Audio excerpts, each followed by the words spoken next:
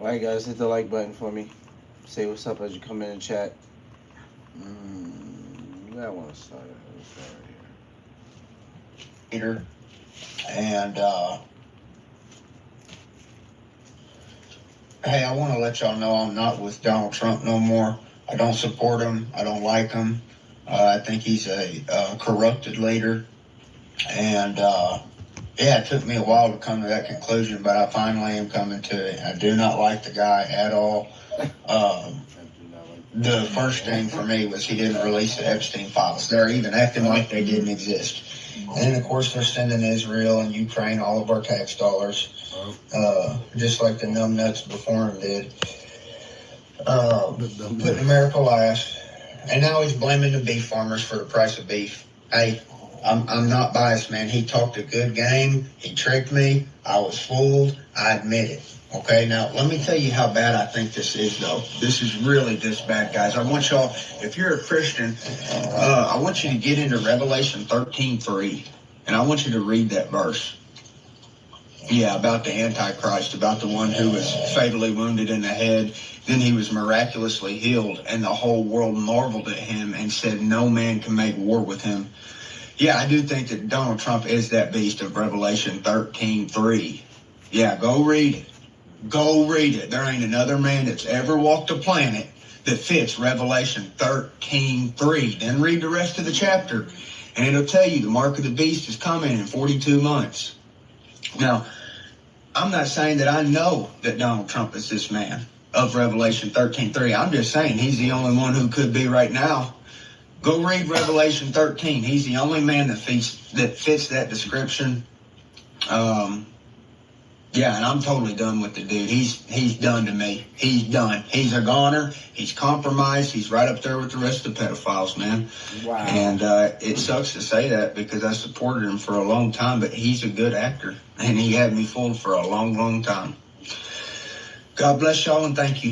This is UFC fighter Bryce Mitchell. Before you applaud him, understand who this guy is. I honestly think that Hitler was a good guy based upon my own research, not my public education indoctrination. I really do think before Hitler got on meth, he was a guy I'd go fishing with. He fought for his country. He wanted to purify it by kicking the greedy Jews out that were destroying his country and turning them all into gays. They were gaying out the kids. They were queering out the women. They were queering out the dudes. They were, you know where the first tranny surgery ever was? Happened to be in Germany before Hitler took over. You know the books that everybody makes fun of Hitler burning? You know what the books was? Queer books. Hitler burned queer books because Hitler didn't want a bunch of queers destroying his nation. They can't produce children. Okay? He's a big fan of Hitler. When asked by one presenter if he had to change his nickname, what would it be? Here was Mitchell's answer. White power. You're talking about in your shots. You got power in your shots. Power in the Holy Spirit. And white nationalism. Or kill that guy that was killing everybody. And there should have been zero hesitation, zero. And I'll say the exact same thing that I got censored for on Ariel Helwani. The government is getting involved in some of these shootings, and in this one, I believe they were ordered to stand down. I believe they were ordered to stand down, sit outside that school while innocents were shot, so that they could have a narrative to come and take AR-15 specifically. And I'll say it again, what I said on Ariel's. I will die before I hand over that gun. I'll die in a shootout before I get starved to death, because as soon as they take your guns, they're going to starve your ass to death. Just like they did the Jews back in, and Ariel was hating on me. Ariel was saying that, he wasn't exactly hating on me, but he said I was spreading misinformation.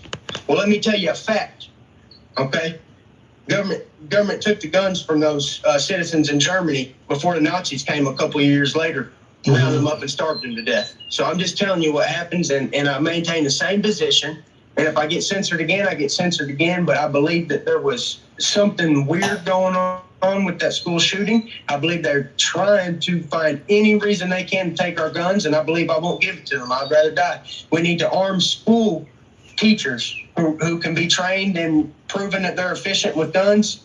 We need to arm them. We need to arm pilots. If you can fly a plane, you can operate a 22 pistol. Caliber, yeah. Our pilots need to all have guns. If I trust you with my life to take off a plane and land it, that takes much more skill than point blank shooting somebody with the 22 pistol. So A proud conspiracy theorist, like his comments on Uvalde, where he said, I did an interview with Ariel Helwani, and I went on there and said that the government is doing some school shootings. They're letting some of them happen. And they're also like the Las Vegas shooting. I believe that was a government collusion. The Las Vegas shooting was too suspicious. My fault. It probably reads backwards for you guys, but he's reading it out loud. Too many things didn't line up. A couple months later, you have Uvalde, Texas. A T word, which is a slur, gets an AR, maybe not a T word, but a guy that's dressing up like a girl. He was a kid. I guess he was 18 years old. I don't know if he was a T word or what he was, but he dressed up in skirts and stuff, and he goes in with his AR-15 and starts killing people in the school in Texas. On Trump being the Antichrist, IBN wrote, his reasoning stems from a mix of familiar political grievances and dark prophecy. The UFC star would share, first thing for me is he didn't release the Epstein files. They're acting like they don't exist. And of course, they're sending Israel and Ukraine all of our tax dollars, just like the numbnuts before him, Joe Biden did. And now he's blaming the beef farmers for the price of beef. The outlet would continue. Mitchell's striking accusation, while shocking from a former supporter, is not an isolated idea. It taps directly into a detailed analysis, such as one titled The Beasts of Apocalypse, which examines the figures of Trump and Musk through the lens of Revelation 13. The perspective argues that Trump mirrors the beast of the sea, a leader given immense authority, deceiving nations and demanding worship. The analysis points to Trump's near mythological status among his followers as evidence. you know who I'm disappointed with? Donald Trump. We trusted you, brother. And the first week in office, you're going to have him peddle these vaccines? Like, dude, do you think we're stupid, Donald? Do you think that we're going to go buy this vaccine and inject it into our bodies after what happened during Corona? During Corona. Trump, what are you doing, brother? Why would you ever let this fool on a podium trying to sell his garbage to the American people? So I'm mad at Donald Trump because he lets Larry Ellison sit up there and sell these poisonous vaccines. They're AI. Yeah, we're going to use AI technology now. Yeah, I'm sure you are. You know, these people ain't scientists. They can't even spell science. Most of these guys can't. What I think gets me, and what I think gets others as well, is that Bryce Mitchell is one of those Nick Fuentes types. They adore Hitler. And they think Trump hasn't gone far enough. Yeah. They want to be That is more likely where he's coming from. He can say all this stuff about Epstein. Fine, we're in agreement. He could say we should stop sending tax dollars to Israel. The problem is his basis for stating something like that is rooted in anti-Semitism. Mine, as an American Jew, is saying I don't want to see innocent kids getting brutally killed. That's the difference here. It's similarly with Marjorie Taylor Greene. She is an anti-Semite. So when she says we should stop arming Israel, it comes from a very bad place. Shout out to TYT Sports. And yet, it isn't lost on me that a lot of these people who are on the very far right want Trump to go further than he already has, which should tell you a lot. So have some pause before you say, oh, see, another one. There we go. Another one turning against Trump. And really, that's not it. And we need to think a little deeper than what he's just stating in a 1 to 2 minute video. Innovega is redefined. Alright. Shout out to TYT Sports. He's a channel favorite. Alright, guys. We're going to switch gears and go over to Keith Edwards. Shout out to Keith Edwards, another channel favorite. We react to Keith on the channel often. He has breaking Kamala and Newsom's 2028. So they make kind of like a, I'll say a passive announcement. It wasn't necessarily direct. Let's take a listen. Yesterday, around, I really like Gavin Newsom because I think he's one of the few people who is actually defining what's happening right now in America. He is saying that the 2026 election could be rigged, that Donald Trump may not leave peacefully, and he made a huge announcement on CBS yesterday around his potential running for president in 2028. And here it is. Oh God, here comes Gavin Newsom. I'm looking forward to who presents themselves in 2028 and who meets that moment. And that's the question for the American people. Is it fair to say after the 2026 midterms, you're going to give it serious thought? Yeah, I'd be lying otherwise. I'd just be lying. And I can't do that. Gavin Newsom saying now what many have believed for years. He may launch a presidential campaign for 2028. He said in this exclusive CBS interview, he is still looking for his reason why. Yeah, I think the biggest challenge for anyone who runs for any office is people see right through you if you don't have that why. You're doing it for the wrong reasons. You've been very clear that it's a possibility you might run again to become president. Newsom's admission comes on the same weekend former vice president and Newsom friend Kamala Harris did not rule out her own campaign for president. Could it be you? Possibly. Have you made a decision yet? No, I have not. A CBS poll shows of all California voters asked, 48% said Governor Newsom should run for president, while 7%. This poll is crazy when I saw it earlier. So, should Gavin Newsom run for president in 2028? It says, really, Gekime, you have your head in the camera? Oh my gosh. It says all voters, so that's 48% of all voters in California say yes, he should run. And it says 72% of all Democrat voters say he should run. So his numbers are pretty good. Should not is only 52-28. 82% of all California Democrats said he should. Harris's numbers showed of all California voters, 31% thought she should run for president, compared to 48% of California Democrats. Yeah, so if you compare her Democrats to his, Democrats for him said 72 and Democrats for her say 48. So, I mean, I would say that's a pretty huge difference. Yeah, so Gavin Newsom is potentially running in 2028. And as you heard there too, Kamala Harris is not saying she's not going to run, which means she's probably running. Let's just be honest. I don't know. One thing I like is Gavin Newsom is like, hey, I'm not going to lie to you. And Kamala Harris is playing coy. Now, I wrote this on Threads yesterday, or 2 days ago, actually, when this news came out about Kamala Harris. And I got a lot of pushback, a lot of people attacking me for my race, calling me, a privileged white guy. You entitled white men never cease to showcase it. You are the reason why we're in the position to begin with. I'm so sick of entitled privileged white men. I truly don't understand that reaction to what I wrote. That's all right, Keith. When all I wrote was toxic. when she was announcing that she may run for president is that I feel like she could have been leading rather than selling a book. I'm disappointed in her post-election decision, because the reason why I wrote that is because Kamala Harris told us that fascism was at the door, that elections may not be free or fair, that Donald Trump will attack our freedoms if given the opportunity, and he's done all those things. And so I kind of felt like if Kamala Harris really meant what she said, regardless of whether or not she were to win, she would fill the vacuum of leadership we would need to be the counteracting force to Donald Trump's anti-democratic tendencies. When Donald Trump lost in 2020, he did not go away. He was like a shark out to water, looming. I don't know why we didn't have that on our side. But instead, and this is totally within her right to do, and people say she's a private citizen, I suppose that's right. She's a private citizen. Private citizens still have the ability to leave, but she decided to make millions and millions of dollars selling a book rather than helping us fight. There was a real vacuum leadership in November, still is. That's one reason why I'm grateful Gavin Newsom stepped up, because he said he's been saying stuff like this.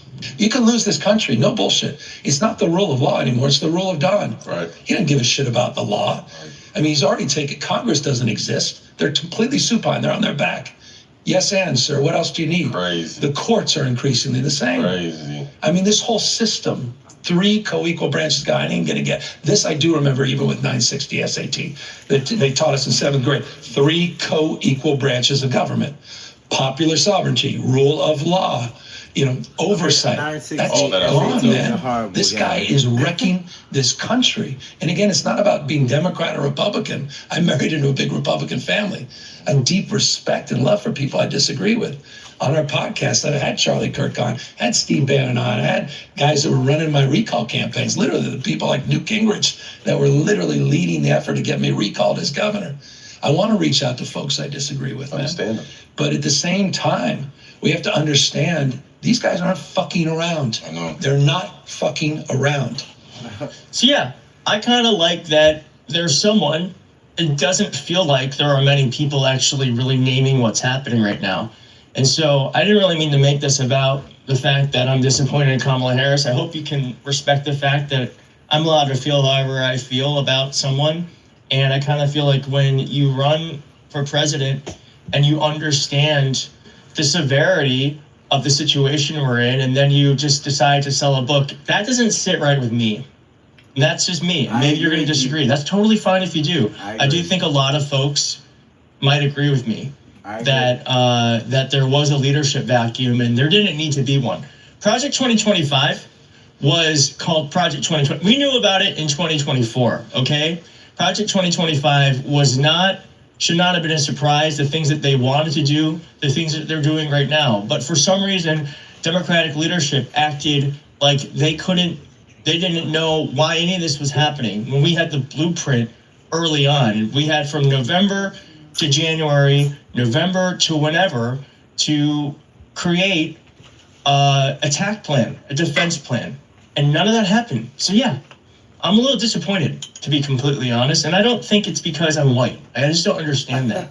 We have to move past this thing, this like knee-jerk reaction some people have online, that if someone says something you disagree with, it's because they're racist or because they're white or it's because they look a certain way. That to me is just not progressive. It's not helpful.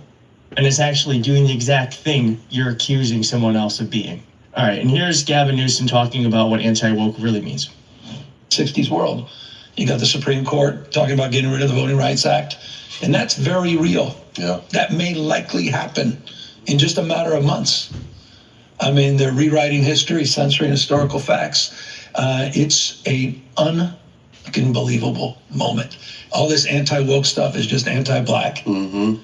Period, full stop. What? All the CRT, ESG, DEI stuff, that's all this is. Mm-hmm. It's this great purge, and it's happening in real time, and I'm sitting here, and I feel like, luckily I'm governor, but like we're not doing enough. Right. We're not.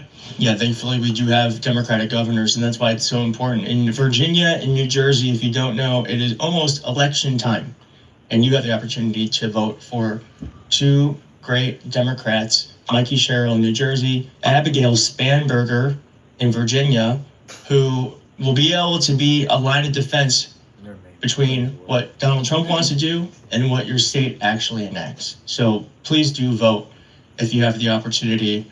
And, I'm not going to play this clip, but I do like that he's naming this, that Trump is an invasive species for the country and the world. He's a wrecking ball, wrecking alliances, truth, trust, tradition, institutions. How else can you put it?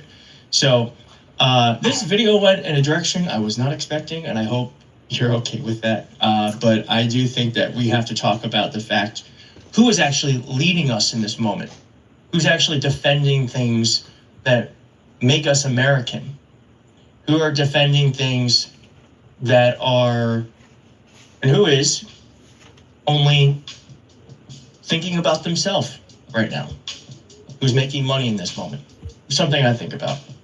Well, thanks for watching. I hope you liked this video. If you did, hit like, and if you didn't, that's okay. Come back. Sometimes we can disagree. Subscribe, and we'll see you soon. Bye.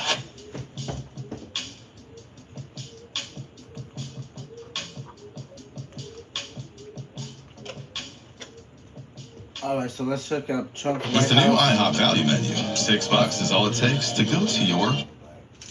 That's on Bill O'Reilly. I'll go back to that in a minute. All right. Let's go to Candace Owens. So, shout out to Aaron Page, channel favorite. Candace Owens just declared war with TPUSA. I don't think she's crazy. She might be onto some stuff in this one, but yeah, let's take a watch. Don't buy that camera that's going viral to keep burglars away. Do this instead. For only $22 a month, I got a premium home security. Candace Owens just officially declared war on Turning Point USA, okay? And she makes her intentions very well known, and also the people that she believes betrayed Charlie Kirk, okay? I want to show you some videos that she showed, and these videos, if you are someone who thought that Candace Owens was crazy, these videos may actually change your mind. All right, let's hop into this video, watch it, and react to it. Before we do me a quick favor. Hit that like button for the YouTube algorithm so that this video can reach more people like yourself. I truly appreciate you guys. Let's go ahead and hop in. And I'm going to tell you why that's rubbing me the wrong way in a little bit. But the bigger thing is that he says Mikey had blood all over him. Except Mikey did not have blood anywhere near him because Mikey was behind the tent when Charlie got shot. And Mikey, in less than a second, does something that I find to be quite strange. He puts his phone to his ear and he begins a conversation. So we're going to watch that clip in its entirety. Mark is going to bring it in. That's the guy who said.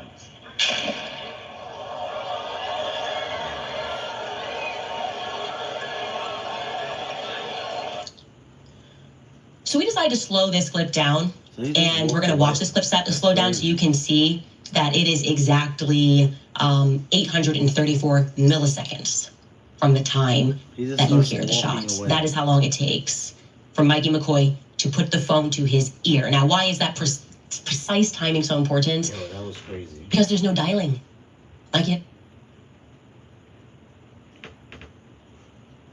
He puts his phone to his ear and he begins a conversation. So we're going to watch that clip in its entirety. Mark is going to bring it in.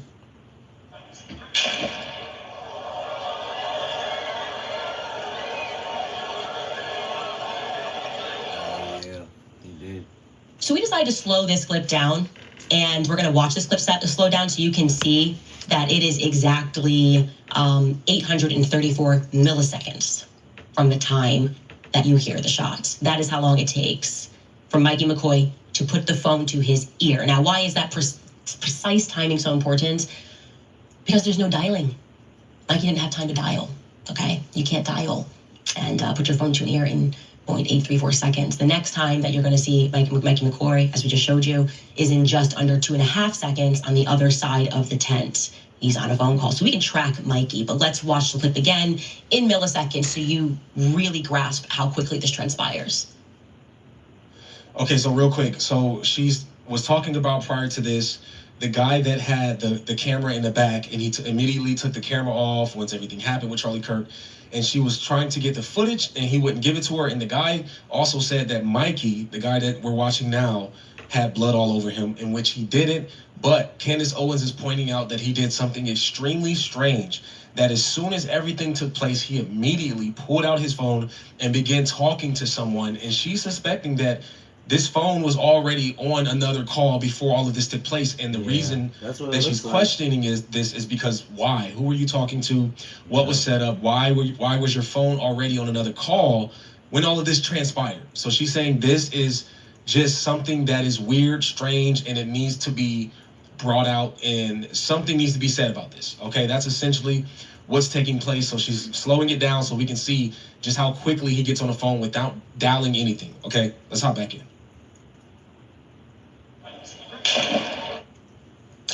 So when this clip was brought, here we go, we're tracking that. Yeah, when the clip was brought to my attention, I obviously have a file, a big folder of files of every angle, and I decided to track Mikey from every angle available to see, like, maybe we just missed it, and he did at some point put that phone down, dial a number, speed dial, hold down one, I don't know. Maybe we missed it. Because that seems automatic, right? 0.834, that seems pretty quick. And no, he doesn't do that. We even have him in front of Charlie's car. When Charlie is brought to the car, the waiting car rather, he is still on the phone. I can show you the clip of that. Take a look at this. Don't worry, we'll slow it down for you. See him in the background with the backpack? It's Mikey McCoy, okay? So what are we to make of that? The only logical conclusion that I can come up with, and many others, because I said play devil's advocate. I want you to advocate for Mikey McCoy. I want you to play lawyer, and you are representing your client, Mikey McCoy. What was he do? How did he do it this quickly? No one could win this game. The only logical conclusion we come up with was that Mikey was already on a phone call at 12:23 p.m. By 12:23 p.m., he was already on a phone call. So I said, let's go back a little earlier in the footage and see if we can find when he actually maybe dials onto the phone. Maybe we can see him pick up the phone and begin a call before the shot takes off. And then after beginning that call, if we're following this logic, that would mean he puts his phone down until Charlie gets shot. And we were able to find what we think could be that moment. And I can tell you that it is 1 minute and 45 seconds approximately before that shot goes off. And we can watch that here. You see Mikey's on his phone here. And you're going to see he pulls it up and he starts to cover his ear again. Now, that could be unrelated. Again, we're taking a guess here. That's what made the most sense to us because we couldn't justify it in any other way. And I want to be clear, we're not here to make assumptions, okay? And we wouldn't have to make any assumptions if Turning Point USA could just tell the truth. They could just be open and they could be honest about everything. Okay, I obviously went out to both Mikey McCoy and Andrew Kolvat for a statement, asked those two questions. Hey, who were you on the phone with? What's going on here? No response. Weird. Yeah, of course not. Because if that was me and I saw clips going viral and people were drawing conclusions from that clip, thinking that I was already on the phone, thinking that my reaction was weird, I would instantly hit back and say, here's my call log. You want to know who I was on the phone with? 911, obviously. I was freaking out. I called 911. I didn't know what I was doing. Here's my phone. Here's my whole call log for that day. This is, I don't know. I guess we live in a world where that doesn't make sense. Okay, so now Candace Owens is going to be talking about the guy that actually took the camera down and his responses when everything happened with Charlie Kirk. Coy, when Charlie gets shot. Now, to his credit, he actually did see Charlie get shot. The police to take down the cameras. He's lying because I have every minute of what this guy was doing, thanks to him having sent it to me, okay? Every minute of what he was doing before he took those cameras down. And there are only 4 minutes, by the way, before he takes those cameras down. So he's next to and he's in front of Mikey McCoy when Charlie gets shot. Now, to his credit, he actually did see Charlie get shot. He saw, in like a split second, sees Charlie bleeding and runs. And doesn't run very far. He just runs a couple of yards away. Now, I should mention that the camera guy, he too was also brought into the company by Tyler Boyer, okay? And if you have worked with Charlie for this long, over a decade, and you watch Charlie Kirk get shot, what do you do? What would you do? I'm asking you this question. What would you do? I say two things that are pretty commonplace, right? You choose between fight or flight. You run towards him or you run away, and you run away far because you don't know what's happening. Is it one shot? Are there multiple people? Are you being pursued? There's no way to process that. If you are going to be in flight, you should be sprinting and maybe calling 911. That's what I would have done if I wanted to run away and not towards Charlie to make sure he's okay. But this second close friend of Charlie chose to run just a few yards away up to a grassy knoll to take out his phone. A couple of seconds later, he takes out his phone and he begins recording himself. It's a selfie video. He takes a video of himself. So let's watch that video. They just shot Charlie. They just shot Charlie. They just shot Charlie.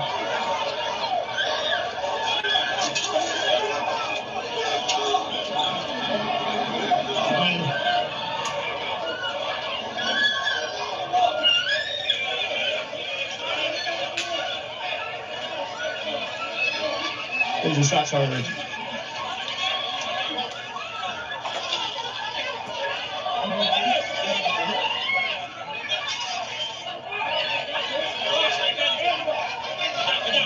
He's dead. God help him.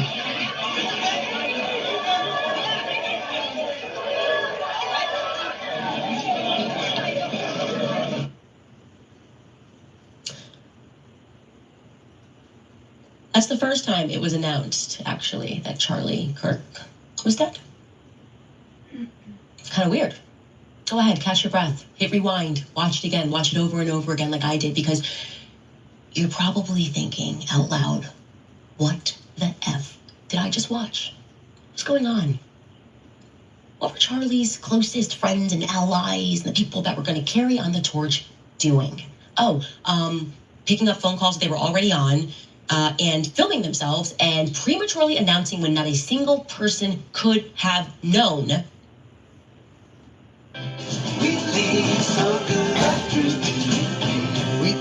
American Vodka. Without the ones like you working tirelessly to keep things running, everything would suddenly stop. No matter your industry, Grainger's here for you with professional-grade supplies. Call, click Grainger.com, or just stop by. Grainger, for the ones who get it done. Maaco has paint sales starting at $4.99. Stop by your local shop for a free estimate, fast turnaround, and work backed by a national warranty. You don't need a new car, just a fresh start. Better get Maaco. Listen up!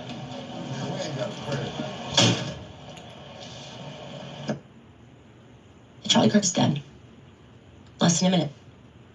Declared dead. No one's. If it was my reaction, and I'm watching someone that I've known and I've worked with and for years, something like that happens, the first thing that comes to my mind, maybe it's just me, maybe it's my mentality, I'm running over to him. I'm checking to see what just happened. I am trying to do some immediate care to preserve the life of someone that I love. And that did not happen that day. Now, people have different methods, fight or flight. People may run, scream. Others may get frozen. Others run into the fire and get people out. And yeah, man. I'm not saying that they're guilty or not, but it does seem kind of odd. It seems kind of odd how people are on the phone and recording and stuff like that instead of helping their friend. That seems kind of odd. Instinct to run towards him. No instinct to run further away, maybe because you got to backtrack and go get the cameras a minute after this ends is when he goes and gets the cameras, okay? Rather, let me record me and my reaction, which doesn't actually feel to me to be too distraught, okay? In fact, if this is one of those videos that made me so upset that I was like mad at other people, you know? Like I was like mad at Savannah. I saw Mikey McCoy's reaction. Now I'm looking at this guy's reaction, like Savannah, like one of the homies. I get assassinated. You film yourself. I get assassinated. You're talking about my succession plan. A couple days later, I get assassinated. You're lying about little things about me. Everything Turning Point is doing is wrong, and you know it's wrong. You know it's wrong deep down. I want to say this because there has been a lot of reading in between the lines. It's strange to me. I think I'm a very direct person and I say what I mean, and I do not want people to mistake what's happening right now or to wrongly assume my intentions here. So allow me to be very explicit, okay? I want war with all of you, okay? All of you. And there's a reason. When it gets to that reason a little bit, I want war with all of you. So write your articles, issue your statements, email the White House, reach out for comment, okay? Say whatever it is you want to say about me. I want war with all of you. Because I know this isn't right. And there's no way you are going to convince me and the rest of the world that all of this is normal. We're not just going to keep on going and jump into a succession plan. We're going to figure out what the hell happened on September 10th first. As I said earlier in the video. That's Candace standing 10 toes down. She's like, I want war with all of you. So she's done this before. We'll keep following this to see where she ends up at. So we're going to go to Bill O'Reilly for a couple of minutes before we end with Cliff Buell. Bill O'Reilly is covering Trump in the White House ballroom. So let's take a listen. Hi. Probably cut another quarter in December. So I'm not worried about the overall economy here in the United States, but tomorrow morning, see, Korea is, 14 hours ahead, I think it is, something like that. Tomorrow morning in Korea is the big one for the economy. That's when Trump meets Xi. And I've been talking to the president on a regular basis. He remains very optimistic. The United States is going to secure a good deal, trade deal, and that'll bolster the economy more. And that obviously is everything in the midterm elections. So the one thing that the Trump administration has not succeeded in is bringing the price of food down. And I can't predict that. Gas prices coming down. They're below $3 in my neighborhood now. And I think that will continue. But, you know, we, loyal Americans, and that lets out, I don't know, 20, 25% of the population, we're rooting for a good deal with China. Very, very important. And I'll give you the nuts and bolts in a moment. But the talking points memo now is about the disintegrating Democratic Party. Now, I don't want to overstate this, but the Dems are in trouble.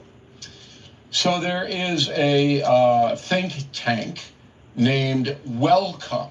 Welcome.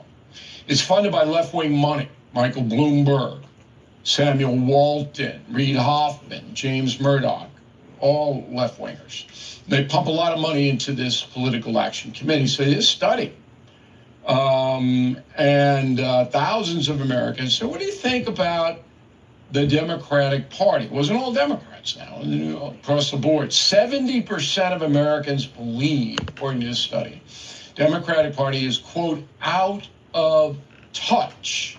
All right, that number was 51%. AKA tone down. In 2013 when Barack Obama was president. Okay? So the Democratic Party from 51.5, thought it was out of touch back under Obama, is now 70. That's a catastrophe. Now, there are strongholds of progressive thought. Boston, New York, LA, San Francisco, Chicago, that kind of thing. But the mass of people are going, you know what, this party's not doing it for us. Now, let me get specific about the study. So the people who are objecting to the Democratic point of view object to protecting migrants, top issue. They don't like the Democrats are doing that. Insisting on tax increases, okay, because the Democrats want to raise taxes, right? Involved with the gay trans stuff, that's hurt them, the Democratic Party. Yeah. And basically being woke and politically correct all the time. Okay, so that's where the Democrats stand. They have a very weak hand. Jersey might vote for a Republican next Tuesday. If that happens, that's a big signal. Mm-hmm. In Virginia, I don't think the Republican candidate's going to win the governorship. It's not impressing me very much. But Jersey, Citarelli could win. Okay. On the GOP side, just for your frame of reference, they have a 65% negative rating with Americans, 65%, 5 points less than the Democrats of being out of touch. So you can see that Americans don't like either party. That's because too many games going. Yeah. But the Republicans, 5% is a significant amount, particularly because the big urban centers, that's where people are. New York is 8.5 million people. Okay. Just New York itself. Can the Democrats reverse it? I don't know how. They don't have a leader, a strong leader. Kamala Harris? No. Come on. Newsom? He's as progressive as you get. Who's going to be the leader that brings the Democratic Party back? It can't even be John Fetterman because they hate him so much because he wears sweatpants to work. Fetterman? See, Senator from Pennsylvania? See? I don't think so. So that's the problem, the leadership. Better than Kamala and Newsom. Obviously, Republicans don't have that. They have a very strong leader in Donald Trump. So coming on up, if the Trump administration and the Republican Party can get the food under control, we'll sweep it next November. That's the memo. All right, President Biden's White House doctor, Kevin O'Connor, all right, on May 19th, your humble correspondent, that is me, said this. Go. The doctor who examined Biden, Kevin O'Connor, kept saying Biden's perfect health, mentally and physically. That just couldn't be true. So Dr. O'Connor has to be investigated, number one. And he is. Presto, House Oversight Committee, chaired by James Comer, a Trump ally. Okay? They are referring Dr. O'Connor to the Washington, D.C. Board of Medicine, okay, to take some action, that he should be disciplined, sanctioned, or even lose his medical license because he misled the American people. That's the conclusion the House Oversight Committee came to. However, the Democrats on the committee dissent. Of course they do. They're not going to admit that Biden didn't know what he was doing. And I wouldn't go that far, but I'll say he was impaired for most of his term. Right. Mentally impaired. So Bill says he's not gonna go that far. He's not gonna say Biden didn't know what he was doing at all, because you know how Trump and some people are like, he wasn't even alive. Basically, they'll say things like that. His wife, Jill, was running the White House, but Bill O'Reilly's like, I will say he's impaired. At least he's saying that, because I'm like, dude, he was definitely impaired. Like they were saying he wasn't even working full days. They were saying he was working like 4 hours a day and 3 hours a day. I was like, what? And that was like the White House aides were saying that. And I do believe that he used narcotics to deliver State of the Union address and things like that. Yeah, probably. Remember that? Remember when he was jacked up? Okay. Anyway, I don't think anything's going to happen to Dr. O'Connor because it's Washington, D.C., which is 95% Democrat. Well, I don't see it, but that's what's happening there. Bill Gates, billionaire, of course, you know him. He pumped $2 billion of his own money into funding global warming stuff. $2 billion. Okay? Since 2015, $2 billion. And now he says, well, it's not that bad, global warming. Here's what he posted on GatesNotes.com. Quote, although climate change will have serious consequences, particularly for people in the poorest countries, it will not lead to humanity's demise. People will be able to live and thrive in most places on Earth for the foreseeable future. Unquote, Bill Gates. Okay. So why the conversion? He doesn't say, Gates. But I can't guess. And I've said from the very beginning, there is global warming. That's true. But you don't go crazy ruining economies with windmills when you don't know what you're doing. And the world doesn't know what it's doing right now. So the U.S. government is pledged to spend $500 billion, $500 billion on climate tech, clean energy over the next decade. I'm not opposed to clean energy. I think that's worthy, but you can't be building the windmills out in the middle of the ocean.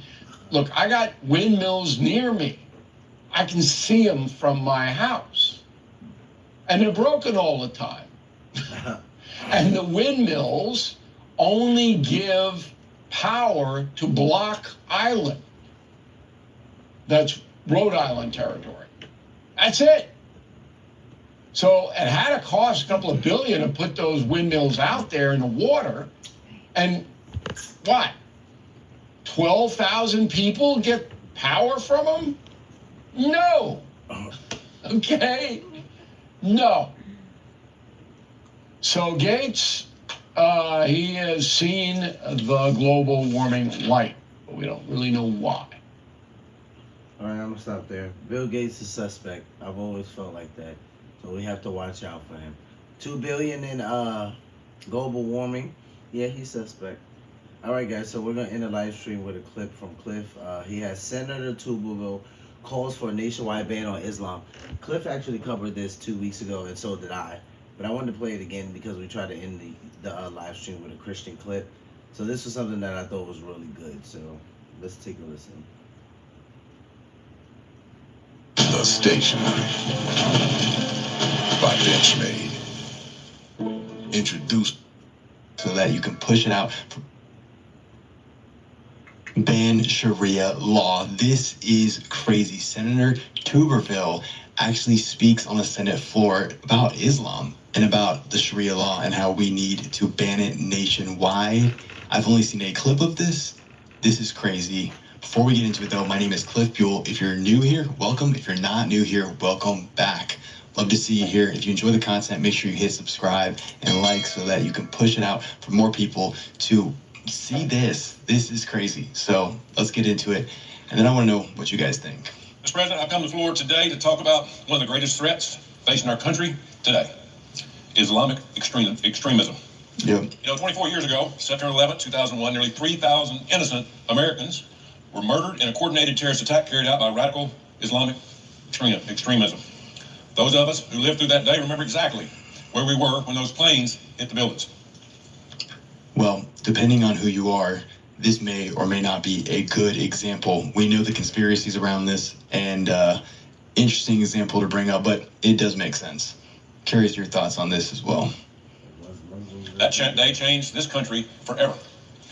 We were smacked in the face with the reality that there are people who are so hell-bent on destroying America that they will kill themselves just to try to harm us. That is true. That's reality. It sends shivers down your spine, but it's true, and it happened. In the aftermath of 9/11, we created the Department of Homeland Security. Basically, we went to war. We spent the following 2 decades unsuccessfully attempting to westernize the Middle Eastern countries most responsible for this attack. We strengthened surveillance and gave up personal freedoms in the hopes of preventing another large-scale attack.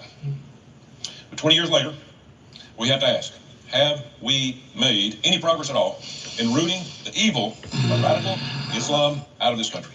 Have we done it? Let's be honest. No. Radical Islamic terrorism didn't go away after 2001. In 2009, 13 people were killed in a mass shooting at Fort Hood by an Army psychiatrist who was radicalized by Islamic teachings. In 2013, 3 were killed and hundreds injured when 2 brothers detonated bombs at the finish line of the Boston Marathon. They were inspired by their radical Islamic beliefs. Then in 2015, an ISIS-inspired couple killed 14 people and injured 22 at a party in Southern California. In 2016, Omar Mutin killed 49 people and injured 53 more in a nightclub in Orlando, Florida. Mutin pledged allegiance to ISIS during this attack. It continued in 2019 when a Saudi military trainee opened fire at the Pensacola Naval Air Station, killing 3 Americans, including 1 young man from my home state of Alabama. Earlier this year, in Louisiana, a deranged person drove a truck into a crowd on Bourbon Street in New Orleans, killing 14 people. To no one's surprise, he said he was inspired by the Islamic State. These attacks, they weren't just against people, they were an all-out assault on Western culture, freedom, and the values that we hold dear to our heart. 100%. But it doesn't stop there. Thanks to Joe Biden, there is a clear pattern here. There's a clear teaching that comes from the Islamic faith. And while maybe not every Muslim is as radical or violent, but this is what Islam teaches. And it is clearly an attack on Western civilization, on Christian values and the culture that we have, the society that we have that comes from Christian Judeo values. It is crazy to me to think that we should be allowing or accepting this type of behavior in our country.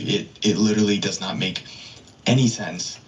And if we look at the UK, you can see how this plays out. It's going awful for them. And if you're unfamiliar with that situation, I encourage you to just do a little bit of research on what is going on in the UK with Islam just taking over, Muslims just flooding there. So let's get back to the video, though. This is getting out of hand, as you can see. Thousands of people on the suspected terror watch list were allowed to enter this country over the past 4 years.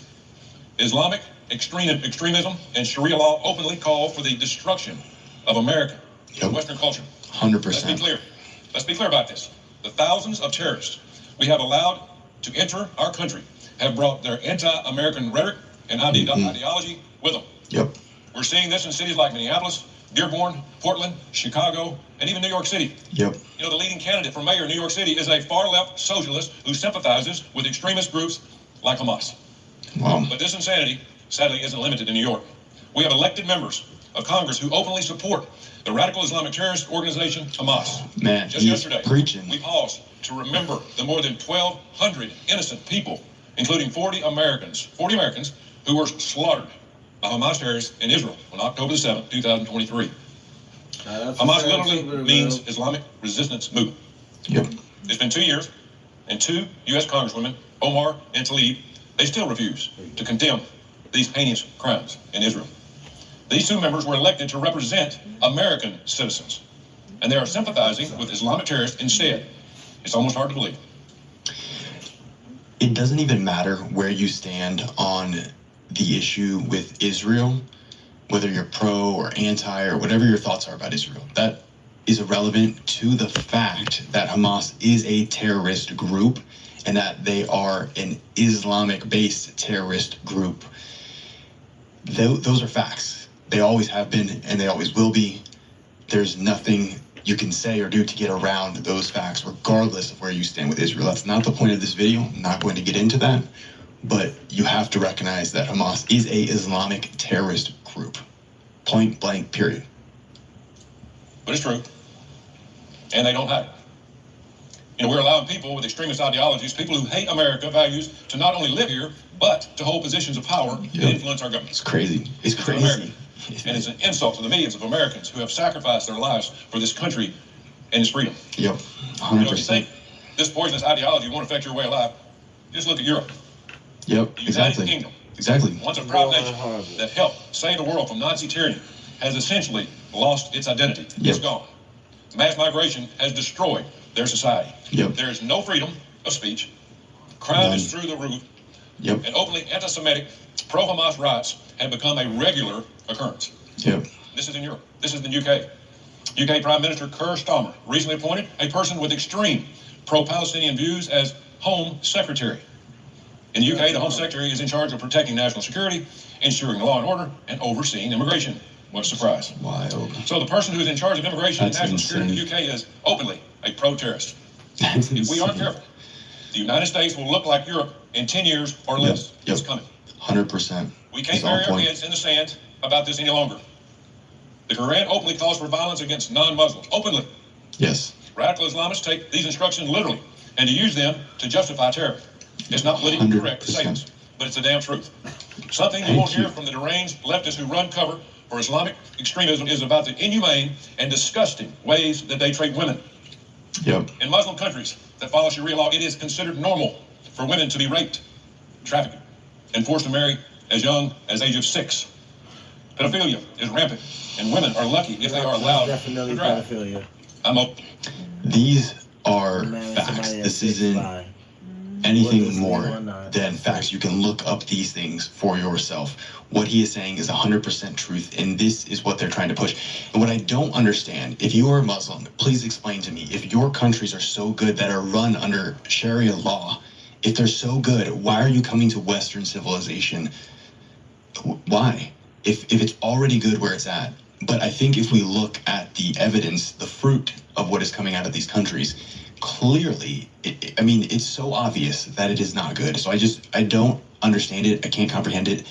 I would think that even if I wasn't a believer in Jesus Christ, if I wasn't a Christian, this would still be so clear to me, so obvious to see. Man, we need to pray for our country. Pray for the UK as well. I'm old enough to remember when Democrats championed the Me Too movement, which was self-described as a global survival-led movement to end sexual violence. But these same Democrats who championed the Me Too movement have been radio silent when it comes to the way women are regularly treated in countries that practice radical Islam. Make it make sense. I have yet to hear my Democrat colleagues who are siding with Hamas talk about the brutal ways Hamas has abused the women they have held hostage since October the 7th. Nor have I heard Democrats who claim to be feminists talk about the fact that some Muslims, countries that practice Sharia law, require women to be completely covered from head to toe.